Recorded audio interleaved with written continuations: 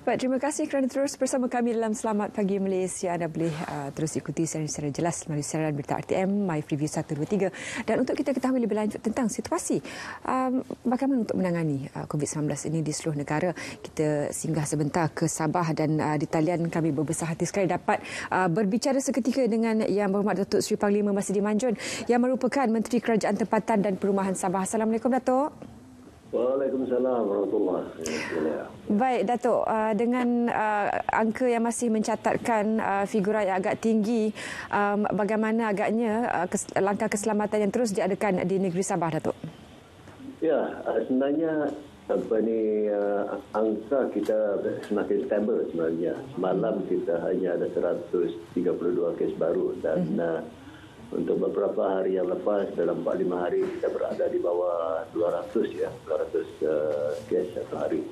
Cuma kita masih memperketatkan semua SOP tahap pematuhannya kita pastikan tinggi dan strategi utama kita ialah untuk memastikan pematuhan SOP maksimum di kalangan rakyat.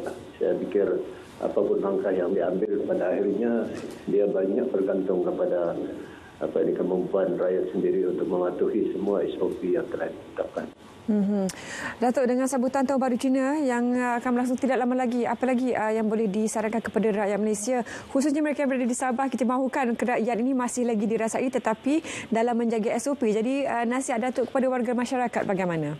Ya, nasihat kita ialah kita sambut kebidangan sambut secara berhemat, sambut secara bertanggungjawab. Kerana itu saya harap semua rakyat memahami bahawa apabila kita buat sedikit kekangan kepada sambutan-sambutan tertentu, niat kita ialah bukan untuk menghalang rakyat khususnya keturunan Cina untuk menyambutnya, tetapi untuk memastikan usaha kita untuk memutuskan rantaian penularan COVID ini akan cepat tercapai. Dan jangan lupa sambil kita berterima kasih kerana masih dapat menyambut segala perayaan yang perlu disambut di negara kita. Dalam masa yang sama kita ada satu tugas utama yang cukup berat, cukup besar dan cukup penting ialah untuk memutuskan rantaian penularan pandemik COVID-19 ini. Datuk, kami juga ingin mendapatkan pandangan Datuk dan juga barangkali jugalah saranan dan nasihat sebab kita tahu vaksin ini akan tiba seminggu awal daripada ditetapkan dan ini diharapkan dapat mengubah lanskap kesihatan negara kita. Bagaimana saranan Datuk kepada mereka yang layak mendapat vaksinasi ini supaya tampil untuk mendapatkan vaksinasi tersebut? Ya, hampir keseluruhan pihak yang berwajib telah pun membuat kenyataan, memberi perakuan bahawa vaksin ini adalah selamat. Vaksin ini akan menjadi satu orang kata game changer kalau saya boleh katakan dalam bahasa Inggerisnya dalam usaha kita untuk menyelesaikan atau kita keluar daripada akibat pandemik yang cukup memberi kesengsaraan kepada rakyat ini. Jadi harapan saya ialah semua orang akan tampil untuk mendapat vaksin ini. Ini diberi oleh kerajaan berinya secara percuma. Jadi kita menyuruh agar rakyat menyambut usaha dan murni kerajaan ini untuk memastikan kita cepat balik kepada fasa yang sihat, fasa yang membolehkan kita atau negara kita berfungsi seperti biasa. Kalau kita boleh sentuh sedikit dari aspek ekonomi juga Datuk Seri, sebab sekarang banyak sektor pekerjaan telah pun dibuka semula, saranan Datuk kepada mereka untuk terus iltizam membina perniagaan mereka dalam situasi yang agak banyak kekangan sekarang. Ya, ini saya telah pun menyatakan apa yang perlu kita buat. Pertama, kita harapkan agar masalah yang kita hadapi, masalah detail yang kita hadapi sekarang ni akibat COVID ini bukan penghalang bagi kita untuk terus memastikan kelestarian perniagaan kita, membina kekuatan perniagaan kita. Tapi dalam masa yang sama juga kita harus faham dan kita harus ingat bahawa kita berada dalam satu era yang baru, norma baru. Jadi kita perlu menangani masalah ataupun urusan perniagaan kita di persekitaran yang baru.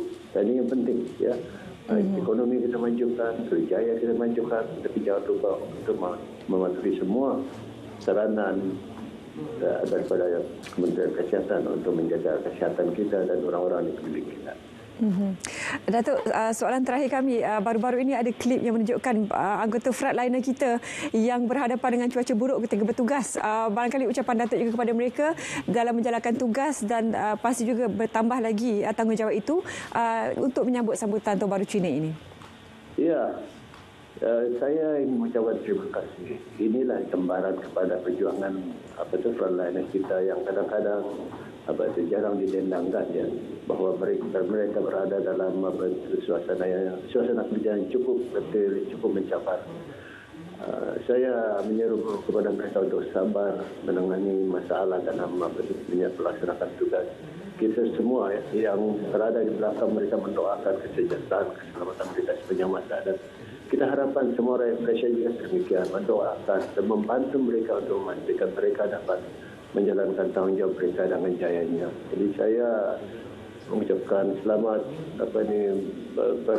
menjalankan tugas demi untuk negara kita, untuk rakyat kita, dan kita mengucapkan thank you very much, selamat. Terima kasih banyak-banyak kepada mereka, hero-hero kita yang kadang-kadang kita lupa sedang berjuang di hadapan kita.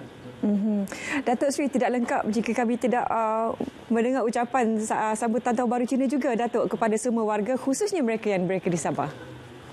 Ya, saya ingin mengambil kesempatan ini untuk merakamkan setinggi-tinggi terima kasih dan ucapan selamat penyambut Tahun Baru Cina kepada semua rakyat di Sabah, khususnya yang berketurunan Cina. Inilah masanya bagi kita untuk mempamerkan persaudaraan dan mahabbah di kalangan rakyat kita, khususnya dalam kita menghadapi cabaran COVID-19 ini. Baik. Tunjukkan rasa cinta kita kepada negara, menyambut Hari Raya Cina tetapi secara berhemah dan secara bertanggungjawab. Baik. Terima kasih, Datuk. Assalamualaikum. Itu yang sempat dikongsikan oleh Yang Berhormat Datuk Seri Parlimen Masjid Manjun tentang perkembangan di Sabah dan juga bagaimana usaha dan keadaannya di sana. Dan kita berehat seketika kembali selepas ini untuk berbicara dengan seorang lagi usahawan berhubung dengan produk kecantikan yang menjaga